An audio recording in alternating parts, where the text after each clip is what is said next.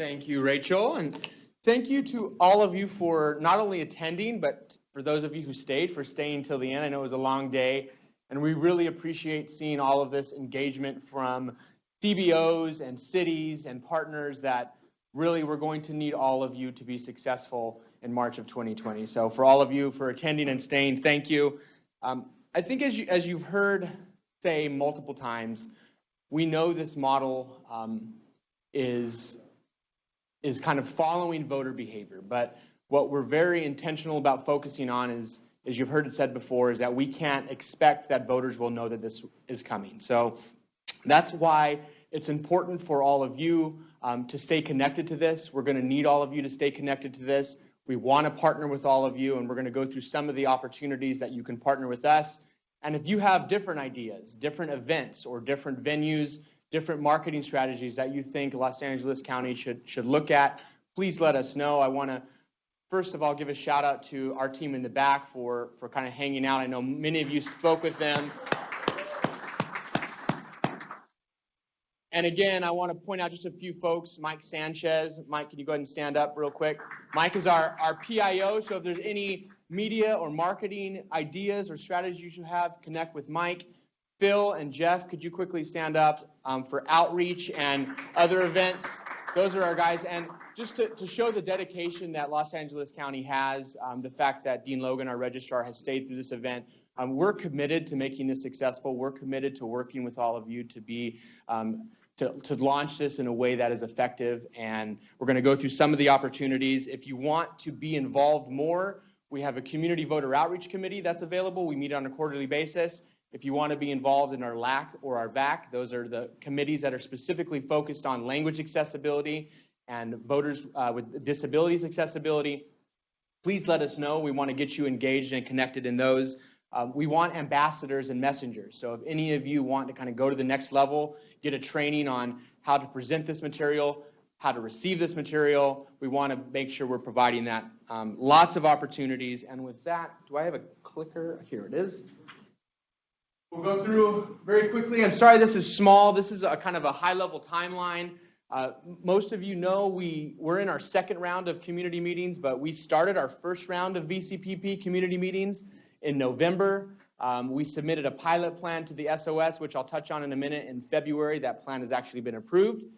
We are in our second round of community meetings right now.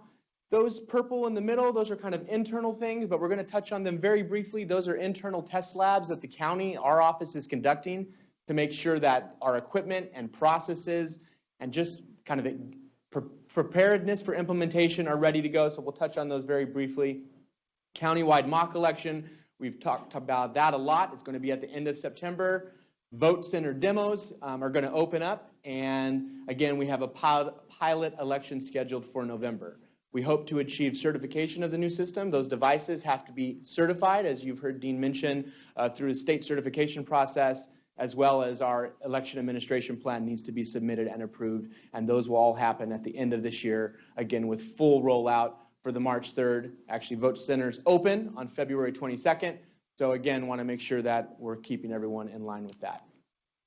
So the vote center placement project, what that is really an opportunity for the public before the EAP even comes out, is to give input on where these locations need to be. So for all of you who have already partnered with us or helped us try to drive turnout to those meetings, we thank you. As is mentioned, Naleo is hosting one tonight. There are several more throughout the rest of this month.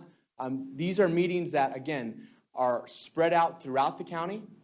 Many of them are simultaneously translated, kind of per the requirements of the California Voters' Choice Act. If it's not simultaneously translated, we offer language assistance at many of them, including American Sign Language. I know Naleo hosted a meeting, I think last week, where we offered American Sign Language as well. So if you want to get involved in those, we would encourage all of you to attend those. Those are really precursors of the EAP. Where vote centers should be is what the entire focus of these meetings are, is where vote centers should be. So we would encourage all of you to not only attend, but to help us promote turnout to those meetings. Again, they're going to be done in June, and then obviously there will be more engagement after that. But for those specific meetings, if you haven't gone to one yet, we would encourage you to attend one of those meetings in June. Test labs, I mentioned this. These are internal. I bring this slide only to show you the amount of work that the county is doing. These are, again, internal tests where we're running through all of the processes that we'll expect to see in March. So that is including actual simulated voters coming in, stressing the system, going through all of the processes that we need to, kind of identifying those challenges now so we can address them prior to the September mock election, which again is another test, but these are really internally focused, and those are going to be happening. We completed our first one last month. We're doing a second one at the end of this month, and then a third one at the end of July. Then the mock election, September 28th and 29th. 50 locations countywide. This will be the first sort of big show of the new system. So those devices that you see back there, they're going to be, again, spread out in 50 locations throughout the county. It's going to be a big event for us. Our target, and I know it's ambitious, is to get 100,000 people to come over that weekend. So again, all of you in this room and your networks are going to be critical partners in that. As soon as we have the locations, which we hope to have very soon, we're going to be messaging that through this network and through all of our other networks to make sure we get as many people through this as possible. This is really going to be as close to a simulation of March as you're going to see. So really it's important that we get people out. It will be fun. It will not be political. The ballot will be fun. It will be kind of very much LA County focused. There will be a lot of giveaways. There will be a lot of partnerships with maybe media or celebrities, really, and also partnering with cities and community groups like yourself to get as many people to this as possible. So again, September 28th and 29th, mark your calendars, get it to your networks, more information to come on that. Demo centers. So if you don't have a chance to go to the mock election, again, it's only on 2 days, so we anticipate that not everyone will. We're going to be opening up demo centers throughout Los Angeles County. And these demo centers are going to be kind of on a small scale, a simulated experience of what March will be like. So we're looking very soon, our outreach team is going to start identifying locations. So again, if you're a city or a CBO who wants to be a part of that and wants to host a demo center, we definitely want to partner with you on that. I would say for now, you could obviously reach out to me always or reach out to Jeff, whose team is going to be facilitating that and identifying that. And really, these are opportunities for us to drive additional people to these demo centers so that no one, again, is unfamiliar with this. This is a huge county, 5.2 million registered voters. We want to be in as many places as possible. This is not the only places we're going to be. These are just really stationary places that voters can go. Our outreach teams, once we get more devices, are going to be out in the field everywhere. And again, if you have events and stuff, we'll definitely want to connect with you on that. So those are planning to start right on the heels of the mock election. So we're really looking at early October, running through potentially all the way through January. The pilot election, I mentioned that earlier. Per state law, the SB 360, which passed several years ago, allows for the ability for a county to conduct a pilot election. And what that is for counties who equipment hasn't been certified yet to conduct an actual live election on equipment prior to certification. So we have what looks to be a pseudo small election in November that we're going to be potentially rolling out the use of these ballot marking devices in that election. It's important to note that that's not the vote center model. This will essentially be the last election that we run under our current model. So there will still be IncaVote and vote recorders, the ABBs, PBRs, polling locations as they exist now. But in addition, we hope to roll out additional functionality that, again, you'll experience in an actual election. So more to come on that. The messaging and marketing for that may be more tempered because, again, it's not countywide. It will only be in those selected cities. But again, if you are a city who is conducting an election, we'll be working with you on that and ensuring that the voters in your city know that this is coming and that these devices will be used.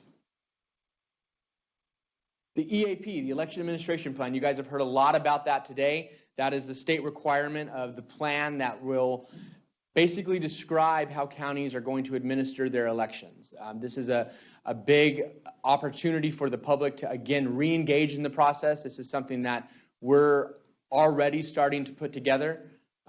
There Again, as I mentioned, the Vote Center Placement Project is a critical component of this because all of the information that we've received is going to feed directly into the EAP in terms of where the locations need to be.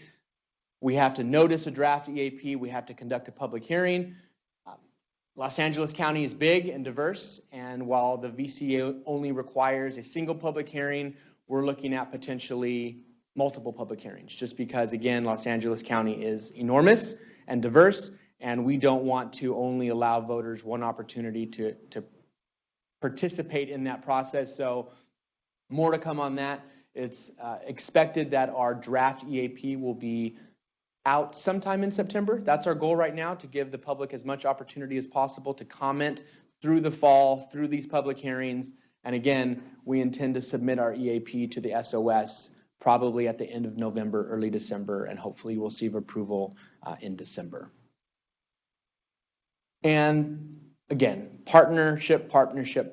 We want to make sure that all of you have as much information as possible, that you are as engaged as you want to be. We're going to need that engagement and collaboration if we're going to be successful. We have a very, again, as was mentioned, a very professional and skilled outreach and marketing team, but there's 5.2 million people in this county who are voters, 10 million who actually live here, and we're going to need partnership. So if you want materials, we have these cards available. I know they've been mentioned. Please see one of our team if you want a card. This has everything that is available on our website. It has fact sheets. It has videos. It has a marketing plan, a media plan. It has branding, so that if you want to take it and put your branding on the material, we would welcome that. So please see these cards, again, available in all languages. This is a kind of your one-stop shop to everything VSAP. We're willing to give trainings. If you want to get out there and start doing your own meetings without us, we welcome that. Let's get together. We'll have our staff come out. We'll train you. We'll give you all the material. Again, we're not going to be able to do this on our own. VCPP, connect on that. National Voter Registration Day is in September. That's actually the Tuesday before our mock election, so we're going to be building off National Voter Registration Day and feed right into the mock election, so a lot coming on that. We mentioned the mock, the demo, and the pilot. Obviously, social media promotion. These have tweets already built in. You don't even have to come up with your own tweet. You can, but if you want to just grab a tweet from off this and use it and sort of brand it to your organization, we welcome that as well. And then finally, VSAP presentations. I know a lot's been focused on the VCPP not being enough. We understand that. We're in our second round, and by the end of it, we'll have done over, I think, between 60 and 70 community meetings. In addition to that, we've done almost 150 presentations and working groups throughout the county.